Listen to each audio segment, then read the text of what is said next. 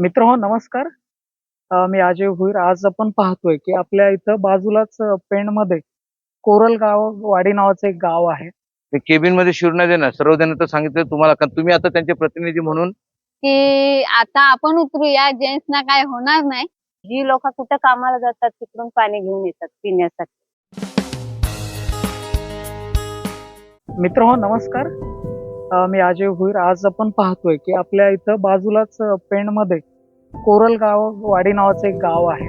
तिथं गेली बरीच वर्ष पाण्यासाठी वणवण करणारी माणसं आज आपल्या सोबत आहेत.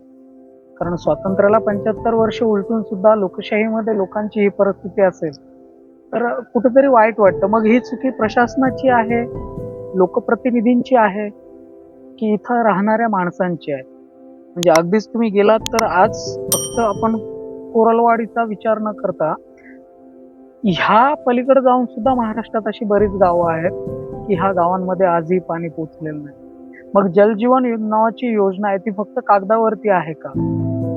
मग त्यासाठी झालेला खर्च, मग तो पैसा गेला कुठं? साहित्य पडलं, मग पाणी का येत नाही?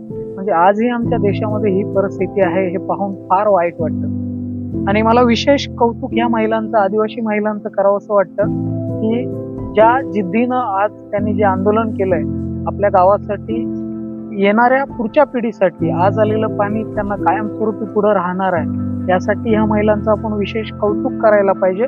कारण इथून पुढे एक प्रश्न विचारणारी पिढी त्यांच्या गावामध्ये तयार होते. खरं तर हे नेतृत्व करणाऱ्या माणसांनी, पुढाऱ्यांनी ही कामं केली पाहिजे. ती कामं नाही करत म्हणून आज आपण पाहतोय की संतोष दादा ठाकूर यांच्यासारखी ग्राम संवर्धन संस्था ही कार्य करत आहे. फार अभिमानाची गोष्ट आहे. फक्त हेच आंदोलन नाही तर अनेक रस्त्यांचे असतील, क्वारीच्या संदर्भातील असतील, शिक्षणाचं काम असेल, शैक्षणिक, क्रीडा आणि सांस्कृतिक क्षेत्रातही चांगली संस्था काम करते. खरंच आज अभिमान वाटतं, कारण पाणी हे फार महत्वाचं असतं. आणि आज त्यांचं आंदोलन यशस्वीरित्या पूर्ण होतोय. आणि आज शासनानं, प्रशासनाच्या अधिकाऱ्यांना त्यांना लेखी स्वरूपात हमीपत्र दिलंय की आज रात्रीपर्यंत किंवा उद्या सकाळपर्यंत पाणी तुमच्या घरापर्यंत पोहोचेल.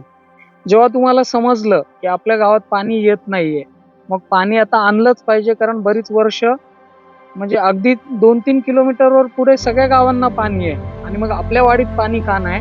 मग तेव्हा तुम्ही काय केलं? भाऊ, आम्ही पहिले आम्हाला अशी आशा होती का जेंट्स लोक उतरून आमच्या लेडीजना बघून तरी पाणी आणतील, ते धडपडतील. पण त्याही हार मानली.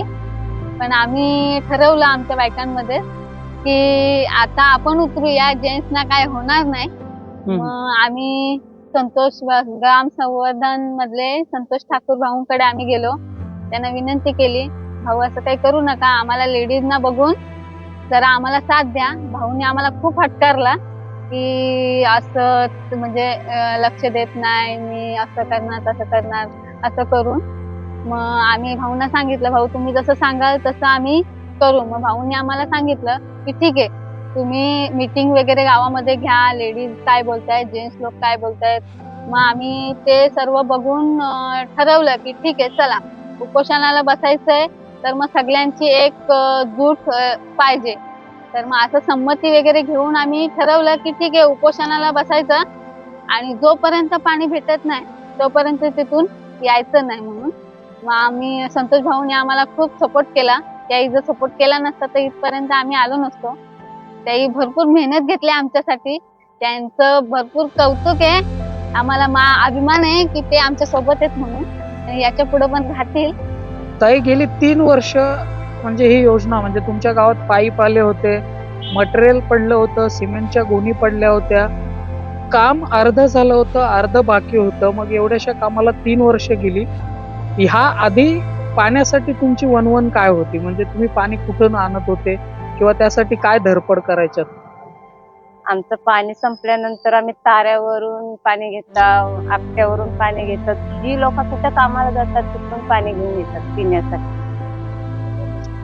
याच्या अगोदर नंतर मग आम्हाला पाईपलाईन आणली, त्याचं पण अर्धवटच काम ठेवला आणि कॉन्ट्रॅक्टदार फक्त फरार झाला.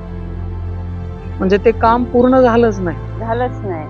आमच्या गावात माझ्या दारातच टाकी खोदलेले आहेत, त्यात सलया उभ्या केल्यात, रस्ता जायला आहे तिथं डब्बर आणून टाकलाय, खडे आणून टाकली, सगळं आणून टाकलं. आम्हाला उलट जायला रस्ता नाही तिथं घरापर्यंत. बरं, आता हे आंदोलन तुम्ही पाण्यासाठी केलं होतं.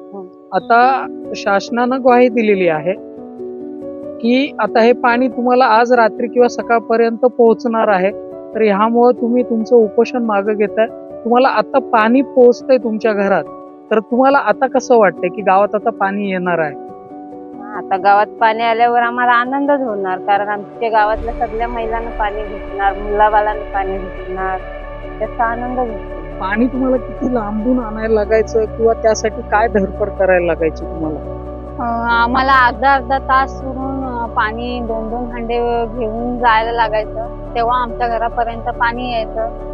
कधी कधी तर एवढ्या खाली जाताना पण आजारी मुलांना घरात ठेवून आम्ही पाण्याला जायचो, किंवा कोणाला तरी लक्ष ठेवा म्हणून आम्ही पियायला म्हणून पाणी घेऊन यायचो. असं करून करून आमचे दिवस जायचे. ह्याच्यामुळं आता पाणी येतोय, तर आम्ही 3 दिवस मोर्चा केलाय, उपोषण घेतलाय, म्हणून आतापर्यंत हा पाणी गेला नाही. तर आम्ही जर बसलो नसतो तर गावापर्यंत पाणी गेला नसता आणि हालचाल सुद्धा झाली नसती. याला कित्येक वर्ष लागली असती माहिती नाही. मग आता आम्ही उपोषण करू म्हणून त्यांना अधिकाऱ्यांना समजलंय का लेडीज उतरल्यात म्हणून आता त्यांची फाटणार आहे, म्हणून आतापर्यंत गावापर्यंत पाणी गेलाय. बघू आता काय होते याच्या पुढे, नाहीतर मग त्यांच्यावर आम्ही धडपच घालणार. चांगलं वाटलं ऐकून की प्रश्न विचारणारी पिढी आता तयार होते. आणखी एक महत्वाचा प्रश्न तो असा आहे की तुमच्या इथे राजकीय जे पुढारी आहेत, जे तुमच्या गावामध्ये येऊन तुमचं नेतृत्व करतायत, की मतं द्या म्हणून सांगतायत, तर ह्यांच्याकडनं तुम्ही काय अपेक्षा केल्या होत्या, त्या त्यांनी पूर्ण आम्हाला केल्या? अपेक्षा अशी होती की आम्ही जर मतदान वगैरे काय केलं तर आमच्या गावापर्यंत, आमच्या गावामध्ये कोणती कामं होत नाही किंवा पाहिजे त्यासाठी काहीतरी मदत होईल, किंवा आमच्याकडे लक्ष देतील आमच्या गावामध्ये काय नाहीये काय नाही आहे म्हणून. पण त्यांची आमचा विश्वासघात केलाय त्या लोकांनी. पण याच्या पुढे आम्ही जरा विचार करणार की त्यांना मत टाकायचं की नाही टाकायचं. ग्राम संवर्धनचे अध्यक्ष संतोषदादा ठाकूर आहेत, त्यांचे इतर कार्यकर्ते आणि कोरलवाड येथील काही आमच्या आदिवासी महिला आहेत, काही पुरुष आहेत. तर हे पाण्यासाठी यावं लागतं. खरं तर पाण्यासाठी इथपर्यंत यावं म्हणजे एकदम 70-60 किलोमीटरचा प्रवास करून पाण्यासाठी यावं, आणि दररोज पाण्यासाठी 3-2 किलोमीटरचा प्रवास करावा लागतो. आणि हे गेले 3 वर्ष असं सातत्यानं चालू आहे. म्हणजे स्वातंत्र्याला पाठवून 75 वर्ष पूर्ण व्हायला आली.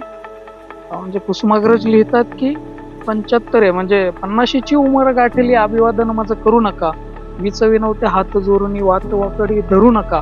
तर मला वाटतं ही पाण्याची जी वाट आहे ही जलजीवन मिशनच्या अनुषंगानं गावामध्ये आली, पण त्या योजना गावापर्यंत आली, पण पाणी गावापर्यंत घरापर्यंत आलं का, ह्यावरती हा प्रश्नचिन्ह होता. आणि सातत्याने 3 वर्ष ही गोष्ट ह्याची मंजुरी झाली आणि सगळं काही आलं, साहित्य पडलं, मग पाणी का आलं नव्हतं?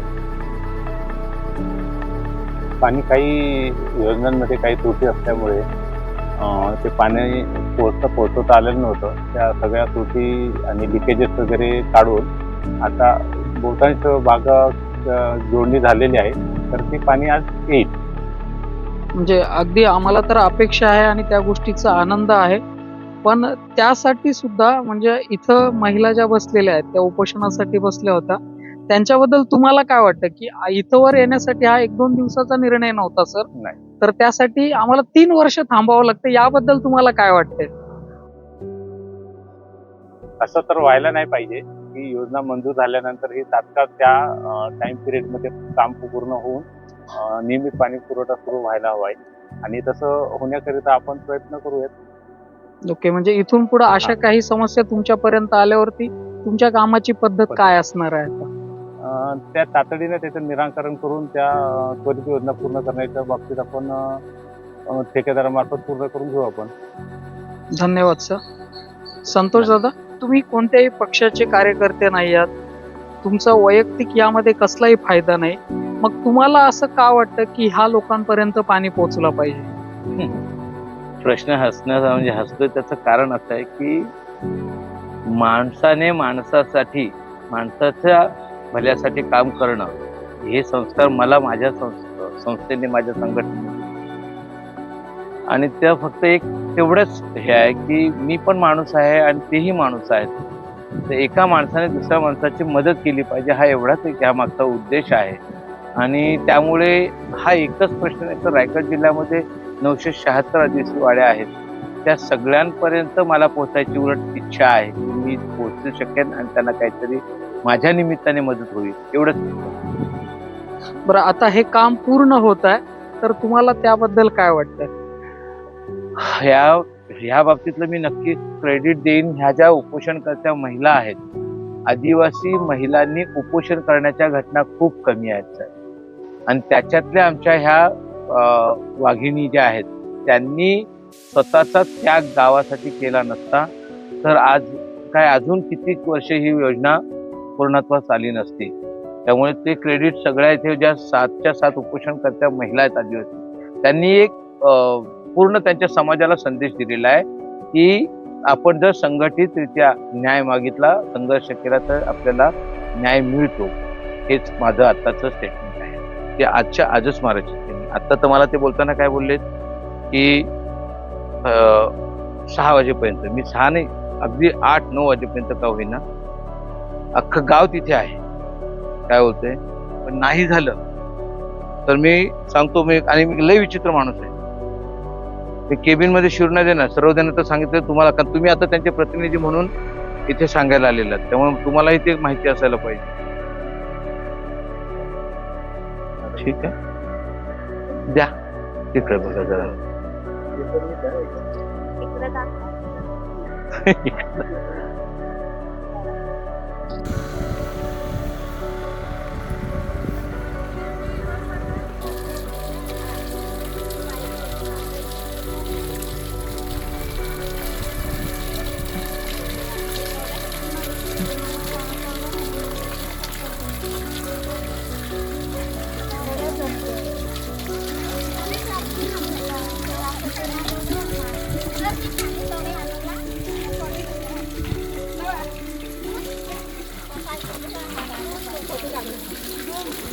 What's that? No, how?